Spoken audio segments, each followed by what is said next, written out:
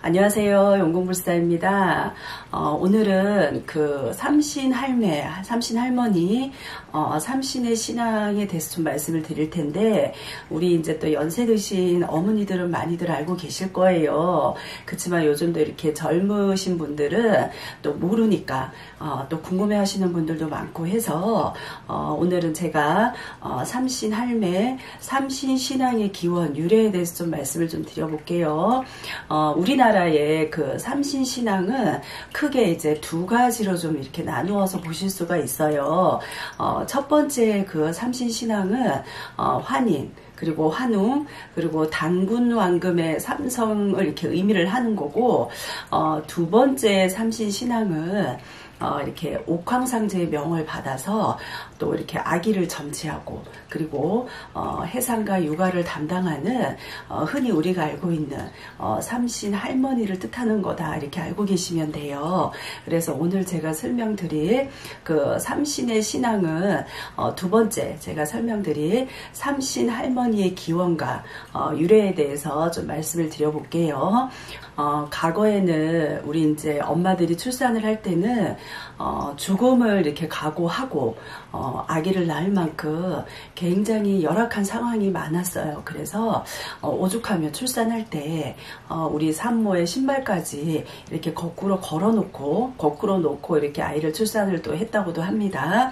아기의 사망률도 높았고, 그때는 또 이렇게 자식을 못 낳는 그 부인들은 이렇게 집안에서 내쫓김을 당하던 그런 시절이었거든요. 그래서 이런 이유로 태아를 보호하는 우리가 흔히 하는 삼신 할매의 도움은 어떻게 보면 굉장히 절실했다고 보실 수가 있어요. 그래서 아기를 낳고 기르는 것은 이렇게 또 그것을 관장하는 삼신 할머니를 모시는 것에는 어떻게 보면 삼신의 신앙의 기원이 그때부터 시작이 되었다고 이렇게 보실 수가 있어요. 그래서 출산은 신의 섭리라고 이렇게 생각을 해서 우리가 아이를 낳을 때는 굉장히 부정한 언행을 좀 이렇게 삼가하는 것은 물론이고, 그리고 또 임신부터 출생, 육아까지도 굉장히 경건한 마음으로 또 이렇게 삼신 할머니한테 내 아이를 좀 이렇게 잘 지켜달라고 이렇게 빌었어요. 이게 우리가 크게 얘기하는 삼신 신앙이다, 이렇게 보시면 됩니다. 그래서 삼신 할머니는 아이도 점지도 하시고, 그리고 또 출산하고 또 아이의 그 수명이라든가 질병을 이렇게 관장하는 큰 신이라고 이렇게 생각을 하시면 돼요. 이렇게 삼신 할머니 또는 이렇게 삼신 할매, 그리고 또 우리가 또 산신, 뭐 삼승 할망, 아니면 삼신 할미, 뭐 태신, 이렇게 지역마다 이렇게 부르는 의미가 다, 의미는 똑같지만 이렇게 부르는 게 다 틀릴 수가 있어요. 그렇다 그러면 우리 삼신의 신앙의 기원을 좀 이렇게 살펴보면 지역마다 형식도 좀 다르고요. 형태도 이렇게 좀 다르게 이어져 왔다고 보실 수가 있어요. 그래서 간단하게 좀 설명을 드린다 그러시면, 우리네 할머니들께서는 흔히 아는 이렇게 그 장독대에다가 정한수를 떠놓고 이렇게 칠성님 전에 빌었던 방법부터 시작해서, 아니면 뭐 이렇게 동네에 잘 빌어주는 무당, 지금 얘기하면 이게 저희들 선생님 같은 그런 분이라든가, 아니면 이렇게 동네 할머니를 이렇게 모셔다가 대신 이렇게 좀 빌어달라고 하시기도 하셨어요. 근데 이제 산신님, 뭐 부처님, 아니면 칠성님, 그리고 산신 할머니께 이렇게 비는 등 이렇게 공을 드리는 방법은 지역마다 우리가 지금 보면 굉장히 다양했다고 이렇게 보실 수가 있어요. 그리고 또 이렇게 빌어서 태어난 아기는 대부분이 대단히 큰 공주를 가지고 태어나요. 그래서 이렇게 빌어준 아이는, 공주리 크게 태어난 아이는 어떻게 보면 많이 빌어줬기 때문에 그런 공으로 인해서 본인의 사주대로 이렇게 잘 살아갈 수가 있답니다. 우리가 이제 과거에는 그 아기를 낳을 때는 이렇게 물과 그리고 미역, 쌀, 이런 거를 놓고 상을 차려서 삼신 할머니한테도 이렇게 순산하기를 비는 그런 어떤 형태도 있었어요. 그런 행위도 하셨는데, 그리고 또 아기를 낳은 후에는 또 미역국을 끓이고 또 밥을 하고 해서 우리가 이제 77에 49일이라 그래서 49일이 가도록 이렇게 상을 좀 차려놓고 이 아이가 무탈하기를 또 이렇게 기도하면서 빌어준 경우도 있었어요. 그러니까 복도 태워주고 또 명도 태워주고, 어떻게 보면 이렇게 아이가 잘 클 수 있도록 이런 행위를 해서 아이가 굉장히 수명장수 이어가는 그런 행위를 많이 해서 할머니들이 많이 비셨습니다. 그리고 또 이 기간에 아이를 낳았을 때는 우리가 이제 그 옛날 사극이라든가 어른들한테, 할머니가 계신 분들한테 아마 여쭤보면 아실 거예요. 아이가 낳았으면 그 집안에 대문 앞에 이렇게 금줄을 쳐서 아들을 낳았을 경우에는 흔히 이제 우리가 아는 고추를 달아놓는 경우도 있고요. 아니면 이제 솔잎이라든가 종이를 꽂고 이 집안에 아들이 태어났다고 이렇게 알리는 경우도 있었고, 그리고 이제 딸을 낳았다 그러시면 금줄에다가 이제 숯과 종이를 이렇게 꽂아가지고 이 집안에 따님이 순산했다고 이렇게 알리는 경우도 있었어요. 그리고 이제 그 안에 금줄을 미리 거두게 되면 삼신 할머니가 떠난다 이런 속설이 있어서 되도록이면 49일 동안은 그 금줄을 좀 이렇게 유지를 하고, 그리고 또 이제 부정한 사람, 아무래도 좀 이렇게 부정이 많이 끼거나 이런 사람들은 출입을 많이 막았다고 해요.